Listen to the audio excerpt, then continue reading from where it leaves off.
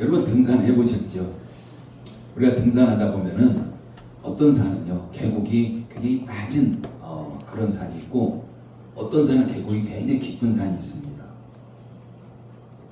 근데 그 계곡과 산은 반드시 연결되어 있어요.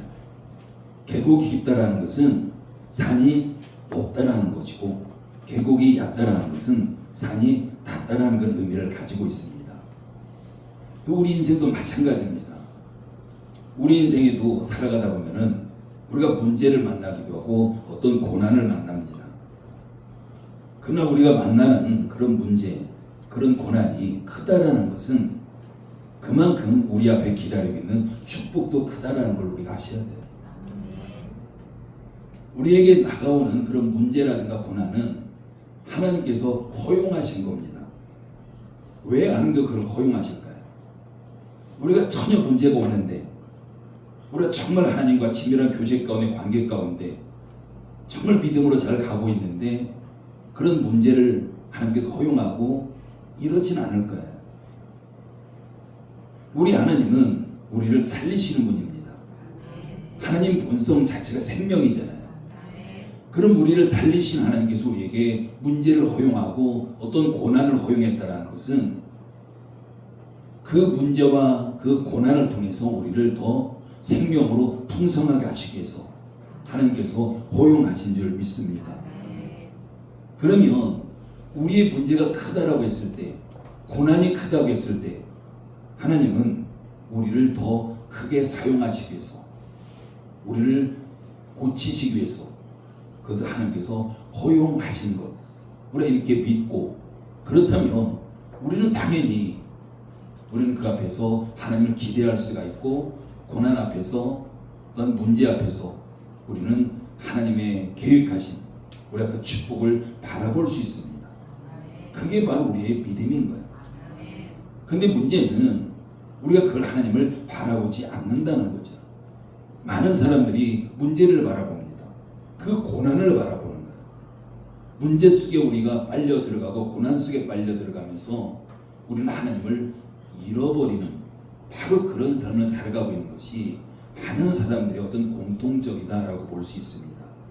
여러분 만약에 그런 문제가 고난이 하나님이 아니라 마귀 사탄에서 왔다면 어떻게 될까요? 그 문제를 통해서 우리를 죽이려고 하는 거죠. 상황이 달라지는 거예요. 그러면 하나님께서 우리에게 허용하셨다는 것은 우리를 멸망시키기 위한 것이 아니라 우리를 치유하기 위해서 우리를 고치기 위해서 우리에게 축복을 주시기 위해서 때론 우리를 크게 사용하기 위해서 허락하신 것인 줄 믿습니다. 우리가 지난주에 살펴봤던 아나니아와 삽비라 사건도 마찬가지입니다. 아나니아와 삽비라 사건이 잘 아름답게 정말 성령의 인도 가운데 잘 성장하고 있는 예루살렘 교회, 초대교회에 나타났던 바로 그런 사건이었습니다. 우리가 예루살렘 교회, 초대교회는 성령의 강력한 역사가 있었고요. 그 성령의 강력한 역사를 통해서 많은 사람들이 주께 돌아오는 그래서 정말 크게 부흥하는 그런 교회였습니다. 이제 막 교회가 시작됐잖아요. 그럼 하나님께서는 예루살렘 교회, 초대교회에 대한 기대가 너무나도 크신 거예요. 계획하심이 있었습니다. 그 초대교회를 통해서 예수 그리스도의 십자가의 복음이 전 세계 땅끝까지 전파되기 위한 이런 계획을 가지고 있는 거죠. 그래서 강력한 성령의 역사가 있었고 그 강력한 성령의 역사를 통해서 예루살렘 교회, 초대교회가 크게 부흥하고 있던 그런 상황이었습니다. 근데 문제는 그 아름다운 그런 초대교회 공동체, 그 강력한 성령의 역사가 있는 그런 예루살렘 교회, 그 교회를 회방하는 사건, 성령의 역사를 회방하는 사건이 바로 아나니아와 삽비라 사건이에요. 그래서 하나님께서는 그것을 그냥 적당히 넘어갈 수 없는 바로 그런 사건이었습니다. 그래서 결국에 아나니아와 삽비라의 사건, 이 문제가 해결됐을 때 하나님은 더 더 큰 성령의 역사를 통해서 그 초대교회에 더 큰 강력한 부흥의 역사가 나타나고 있는 것이 오늘 본문 말씀에서 우리에게 말씀하고 있는 겁니다. 그런데 문제는 아나니와 삽비라의 사건을 통해서 초대교회 성도들 또한 믿지 않는 사람이지만 그 많은 백성들이 굉장히 심리적으로 위축되어져 있다는 거죠. 혹시 나에게도 저런 문제가 생기면 어떻게 할까? 많은 사람들이 위축된 바로 그런 가운데 있었습니다. 그런데 하나님은 그 사건을 통해서 더 큰 부흥의 역사를 주셨다는 그런 사실입니다. 우리가 12절 말씀 읽어볼까요? 12절 말씀 같이 읽습니다. 시작. 사도들의 손을 통하여 민간에 표적과 기사가 많이 일어나매 믿는 사람이 다 마음을 같이하여 솔로몬 행각에 모이고. 그러니까 하나님은 사도들의 손을 통하여라고 합니다. 여러분 그동안에는요 우리가 성경에 보면 성령의 역사, 바로 성령의 능력, 성령 충만의 결과 이런 부분이 강하게 나타났습니다. 그런데 오늘 본문에서는 성령의 역사라는 단어보다는 사도들의 손을 통하여라고 표현합니다. 사도들의 손을 통해서 민간에, 즉 믿지 않는 사람들 가운데 많은 그런 표적이 일어나고 기사가 나타났습니다. 그래서 오늘 본문에서는 사도들의 손을 강조하고 있는 바로 그런 부분들을 볼 수가 있습니다. 근데 그동안은 성령의 역사를 강조했는데 왜 오늘 본문에서는 사도들의 손을 성경은 강조하고 있을까? 왜 하나님은 사도들의 손을 강조하고 있을까요? 오늘 본문에서 사도의 손을 강조하고 있는 것은 복음 증거 현장에서 사도들을 하나님께서 사용하고 있다는 것을 우리에게 보여주고 있는 겁니다. 하나님께서는 사도들을 복음 증거의 현장에서 그들을 사용하고 있다. 그런 그 이유가 뭘까요? 왜 하나님께서는 사도들을 복음 증거 현장에서 그 주역으로 사용하고 있을까? 여러분 그 이유가 뭘까요? 그들이 사도이기 때문에 그럴까요? 예수님의 제자이기 때문에? 그들이 복음에 대한 열정을 가지고 있기 때문에 그들을 하나님께서 복음 증거 현장에서 그 복음 증거의 주역으로 사용할까요? 물론 그런 부분도 있을 겁니다. 근데 중요한 것은 그들이 단지 예수님의 제자이기 때문에 사도들이기 때문에 복음에 대한 열정이 있기 때문에 그들을 사용한다기보다는 가장 중요한 핵심적인 것이 있습니다. 바로 13절 말씀 읽어볼까요? 13절 읽습니다. 시작. 그 나머지는 감히 그들과 상종한 사람이 없으나 백성이 칭송하더라. 이게 하나님께서 사용하시는 이유입니다. 사도들의 손을 통해서 하나님의 놀라운 기사가 그런 기적, 표적, 기사 이게 강력하게 나타납니다. 그러다 보니까 믿는 사람도 믿지 않는 사람도 굉장히 두려운 거예요. 하나님의 놀라운 성령의 역사가 너무 많이 나타나니까. 그래서 그 나머지는, 즉 그 나머지라고 했는데 믿는 사람들은 솔로몬 행각에 모여서 사도들의 말씀을 듣고 함께 기도하는 바로 그런 가운데 있었고, 그렇지 않은 그 나머지 일반 백성들은 감히 사도들과 상종하는 사람이 없으나 쉽게 가까이 접근하지 못하는 거예요. 그렇지만 그들이 사도들을 칭송했다는 겁니다. 찬양하는 거예요. 사도들을 감히 가까이 갈 수 없지만 그 사도들을 칭송했다라고 표현하는 겁니다. 백성들이 사도들을 칭송했다는 것은 사도들을 존경한 거죠. 사도들을 인정한 겁니다. 사도들을 신뢰한 거죠. 여러분 이것이 하나님께서 사도들을 복음 증거 현장에서 주역으로 사용하게 된 가장 강력한 이유입니다. 어떤 직분이 있기 때문에, 그냥 단지 열정이 있기 때문에 물론 그거 중요합니다. 그런데 중요한 사실은 믿지 않는 사람들 가운데 칭송을 받고 있었던, 신뢰를 받고 있었던 그게 가장 강력한 이유입니다.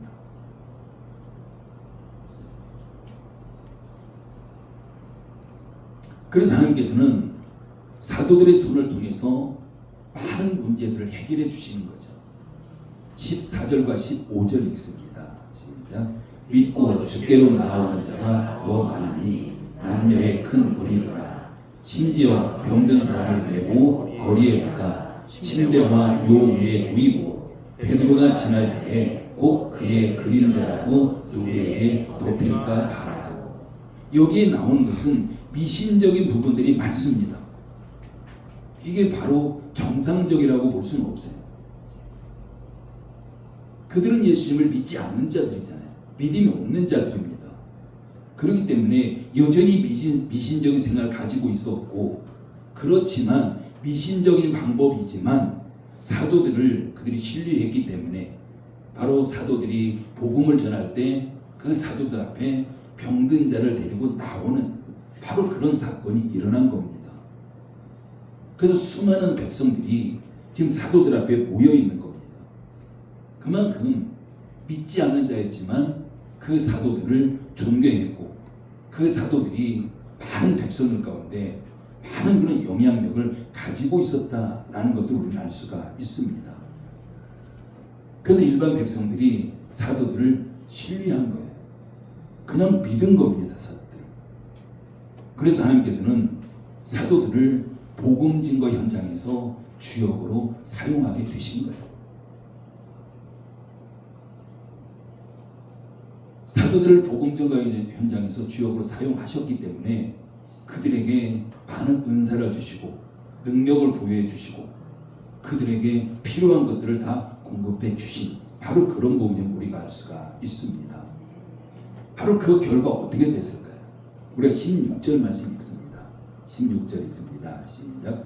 예루살렘 부근에 수많은 사람들도 모여 병든 사람과 더러운 귀신에게 괴로움을 받는 사람을 데리고 와서 다 나음을 얻으니라.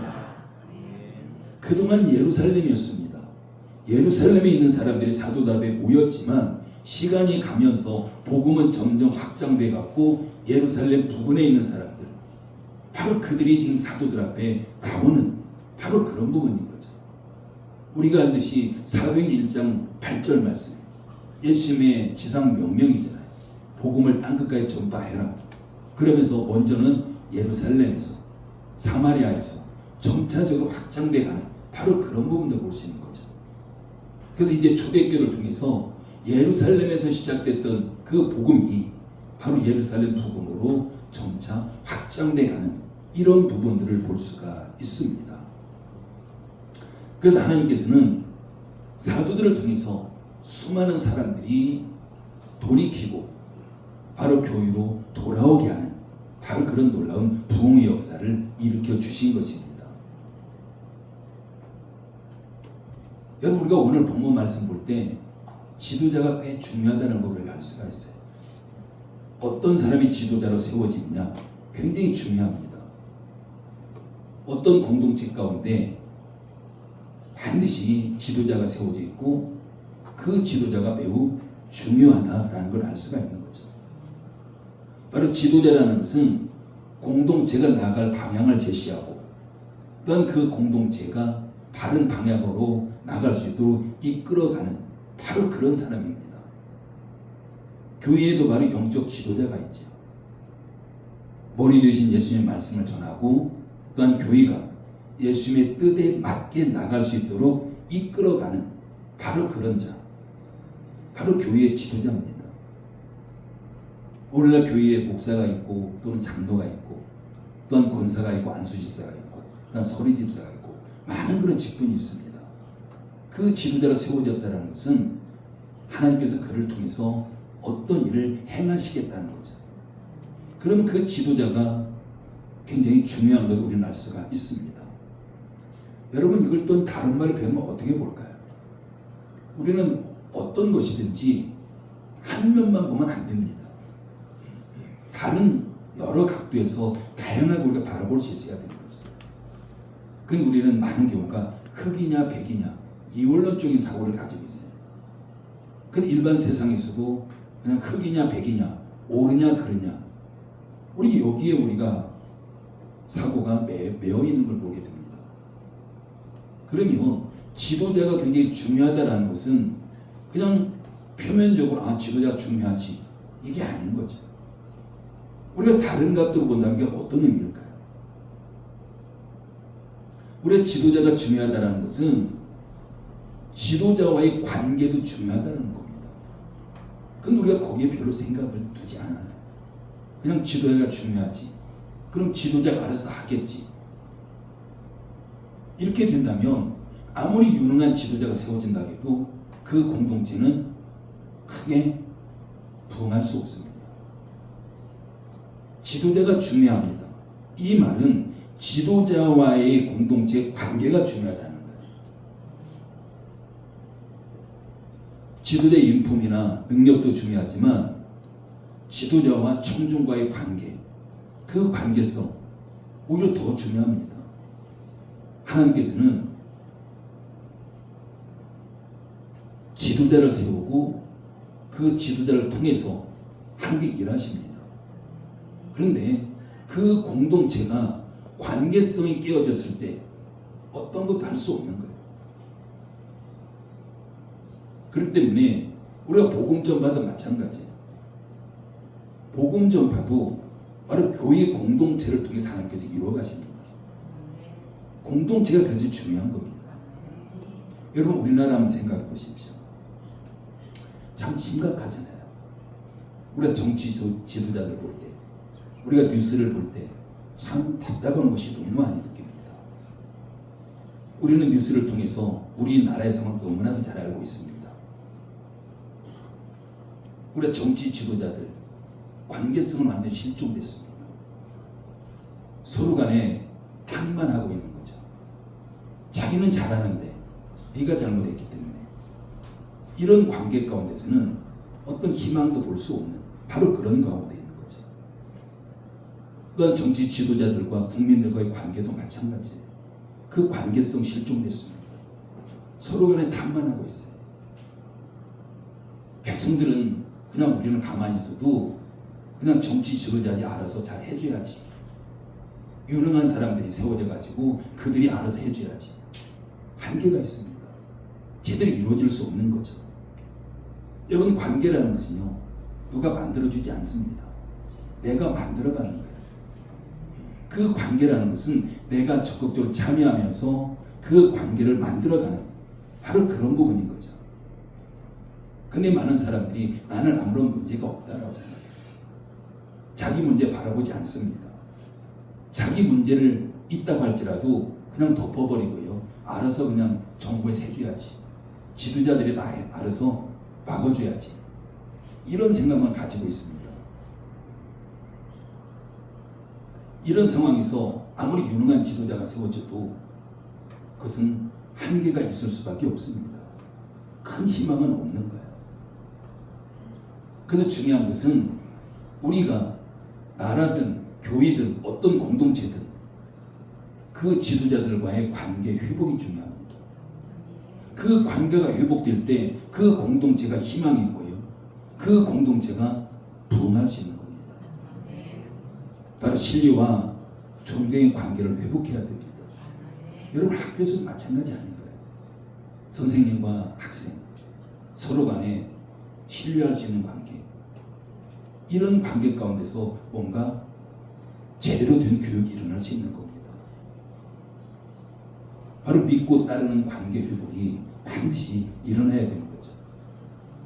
이 관계가 깨어진다면 어떤 역사도 일어나지 않습니다. 지도자가 뛰어나가지고 어느 정도 할 수 있겠지만은 반드시 한계에 부닥칠 수밖에 없는 거죠. 여러분 하나님이 일하시는 방법을 생각해 보십시오. 하나님이 어떻게 일하십니까? 하나님께서 직접 우리의 문제 현장에 오셔서 물리적으로 우리에게 말씀하시고 물리적으로 뭐 문제를 해결하시고 이런 하나님이 아니잖아요. 하나님은 단지 말씀하십니다. 말씀하시면서 지도자를 세우시고 그 지도자를 통해서 그 공동체의 관계를 통해서 하나님께서는 일하시는 바로 그런 분이십니다.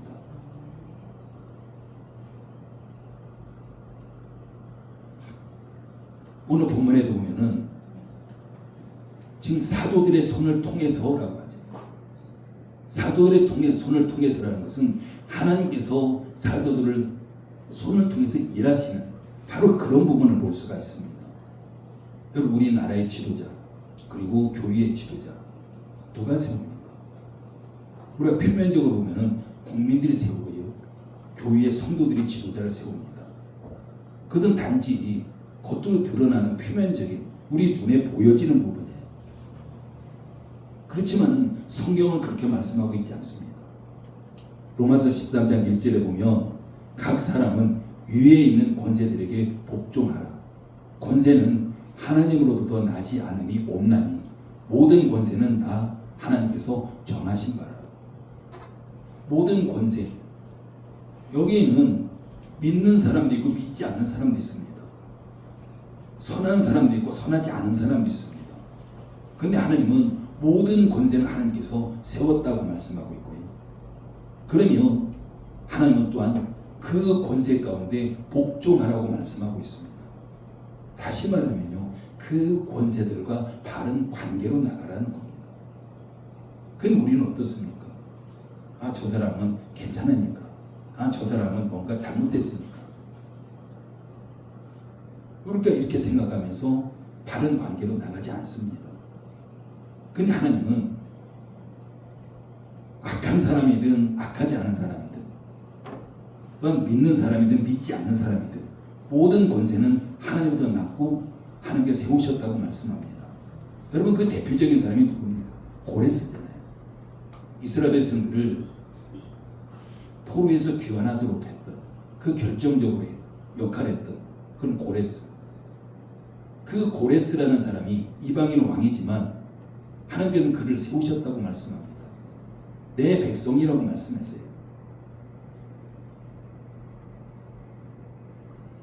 우리 이렇게 볼 때 유능한 사람만 하나님이 세우신 것이 아니라 유능하지 않은 사람도 하나님 세우시고요, 선한 사람만 하나님 세우신 것이 아니라 선하지 않은 사람도 하나님께 세우시고 믿지 않는 사람까지도 하나님께서 그 권세를 세우신가, 이렇게 말씀하고 있습니다.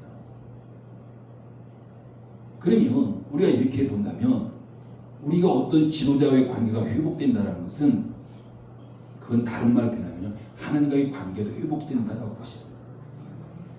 우리가 다른 지도자와의 관계가 깨어졌다는 것은 하나님과의 관계도 깨어졌다고 보셔야 됩니다. 근데 우리는 생각이 굉장히 좁히잖아요. 좁혀가지고 그냥 교회 안에만 우리 이렇게 좁혀가요.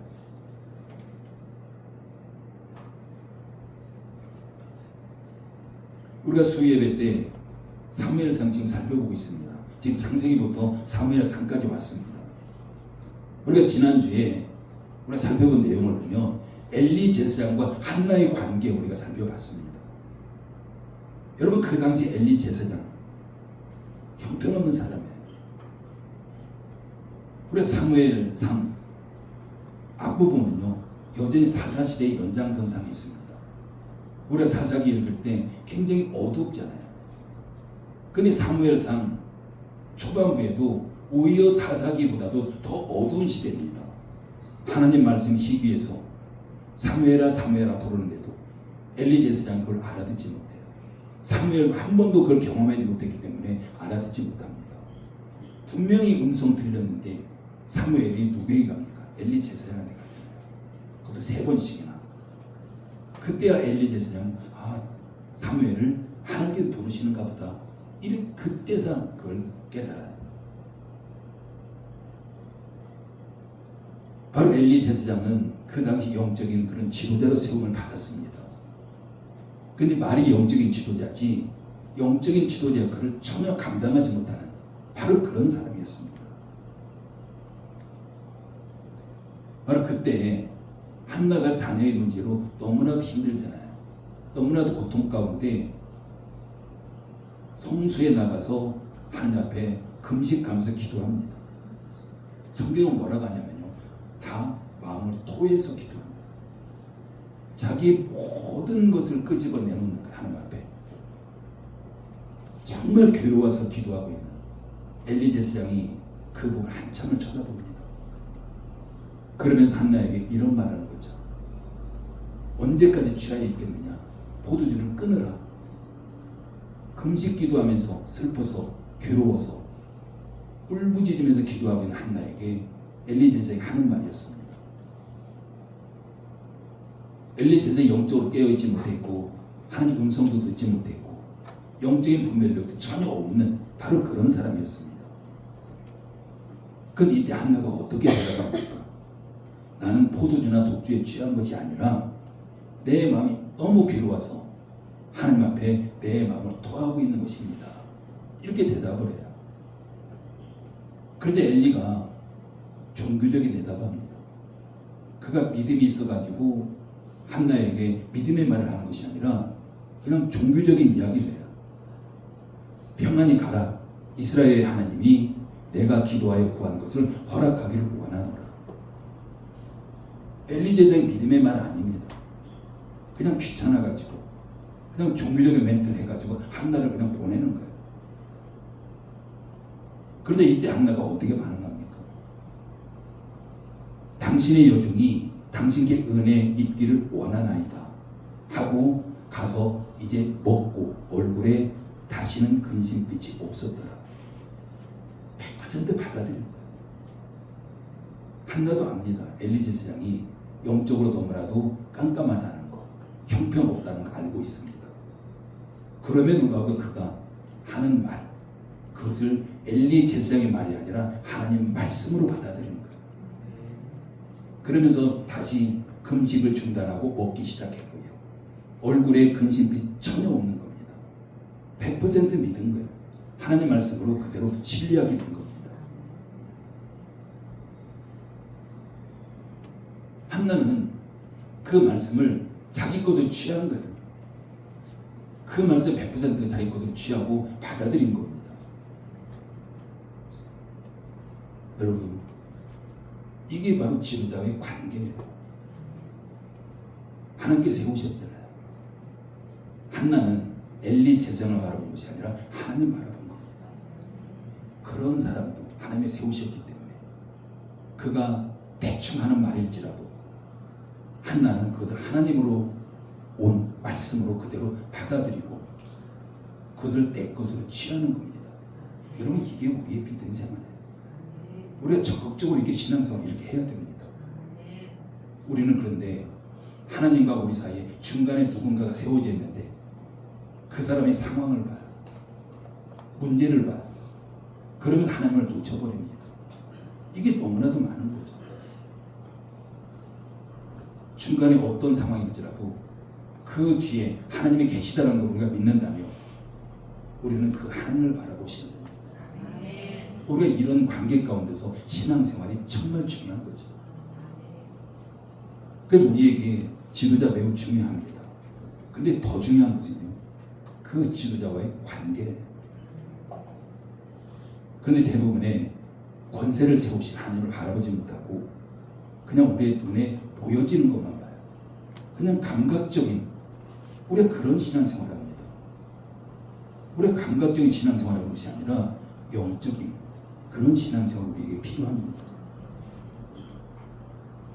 하나님께서는요, 관계를 통해서 일하세요. 우리에게 물질이 필요하다면 하나님 물질을 가지고 우리에게 오시지 않습니다. 우리 주변에 내가 관계를 맺고 있는 사람 가운데 그 사람을 통해서 일하시는 겁니다. 이만큼 관계가 중요한 거죠. 그렇기 때문에 교회의 부흥은 지도자 한 사람에 달려있는 것이 아니라 그 교회의 분위기입니다. 그 교회의 관계성이에요. 그 관계성을 통해서 하나님은 일하십니다.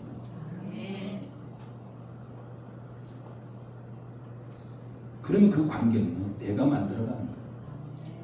교회의 부흥도 내가 만들어가는 겁니다. 하나님께서 우리에게 당연히 교회 부흥되기를 원하시죠.